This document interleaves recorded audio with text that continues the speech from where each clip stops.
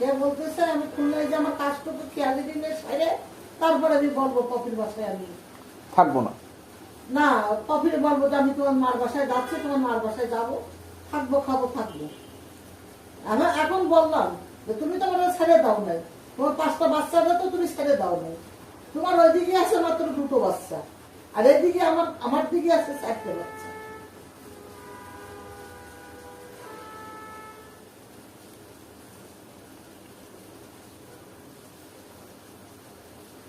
এখন তোমারও দিন শেষ, আমারও দিন শেষ।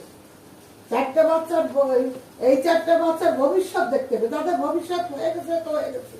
যেগুলো নাবালক রয়েছে, যেগুলো অবিবাহিত রয়েছে, তাদের দিকে খেয়াল করতে হবে। ছেড়ে তো বিষয় আব্বু জীবনে মনে কারো কিছু বলতে পারে না, ভবিষ্যতে আর বলতে পারে না।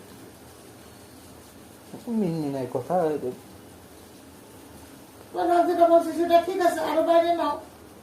যেদিনকে খুলনায় যাবো, যে কাজটা শেষ করে তারপরে তোমরা না সেটাও না, আব্বু তো বলতে পারে আমি তোমার মাকে নিয়ে এখন খুলনায় থাকবো, এখন তো আমাদের দুজনেরই বয়স হয়েছে, আমরা দুজন একসাথে থাকবো, এটা বললেই তো হয়ে যায়, এত কিছু লাগে না। ওইভাবেই বলবো, তুমি যেটা বললে ওইটাই আমি ঠিক করে রাখি। আমরা এখন সবাই সাবালক, এখন সবাই যে যার মতন লাইফের গতিতে চলি।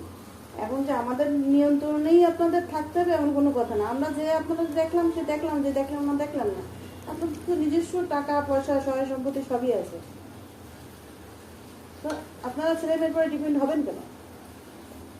আপনাদের উচিত আপনাদের মনে করে সন্তানদের এটা বোঝানো উচিত। শোনো, তোমার বাপ মনে করতেছে কি যে আমার কোনো অসুখ বিসুখ বড় বিপদ আপদ আসলে পপি ছাড়া আমার আর কেউ না, বাঁচাইতে পারবে না। কপি দেয় আমারে কি এই ওষুধ কিনে আমি 1-2 করে আমি খাই, অফিস কাছে টাকা নিয়ে নেই, তবে দেয় না ঠিক না, দেয় 2-4 টাকা দেয় না এখন আব্বু আপনার এই যে এখন তো পপির সাথে থাকে সেই জন্য পপি দেয় না, কপি এখন দেয় না। যাই হোক 2-4 পয়সা দেয় তাই তো, 1 টাকা দেয় না ঠিক আছে, পপি সব টাকা দেয় না, 2-4 টাকা দেয় তাই তো, 2-4 টাকা দেয়। কিন্তু এই যে গ্যাঞ্জামের আগে যখন আপনি পপির আগে যাওয়ার আগে, পপির সাথে যাওয়ার আগে দেখো কেটা সংসারটা চালে, যেরকম হাফিজের সামনে আপনি বলেছেন যে এই সংসার খালি টানে নেয়, টানছে কিনা সংসার? কে বলছে আমার? তোমার হাবিজের সামনে বলেছি? আপনি আমাদের সামনে দাঁড়িয়ে বলছেন সংসার পপি চালাইছে আর আমার বাড়ি ভাড়ার টাকার থেকে আমার সংসার চলেছে, তুমি আমার দেশো। আপনি তো প্রশ্নই করেছিলেন হাফিজের সামনে।